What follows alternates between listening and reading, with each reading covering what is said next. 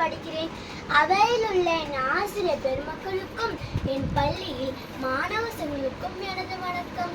நான் இன்று கர்மவியல் காமராஜர் பற்றிய கவிதை பேசப் போகிறேன். காமராஜர் கவிதை. தரணியிலே அவதரித்த தர்மத்தின் தலைவரே, எளிமையாகவே வாழ்ந்த ஏழைகளின் இமயமே, முதலமைச்சராயிருந்து முத்தான திட்டங்களை தந்தவரே, விருதுநகர் மாவட்டத்தில் பிறந்து கல்வியின் அவசியத்தை உணர்த்திய படிக்காத மேதையே, இலவச கல்வியும் மதிய உணவு திட்டத்தையும் அறிமுகம் செய்த செயல் வீரரே, நீ ஆட்சி செய்த காலத்தை தமிழ்நாட்டில் பொற்காலம் என்று நாங்கள் போற்றுவோம். எளிமைக்கு நீங்கள் எடுத்துக்காட்டு. மக்கள் தான் உங்கள் உயிர் மூச்சு.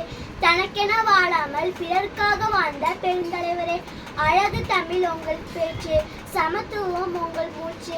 மீண்டும் ஒரு முறை பிறப்பாயா?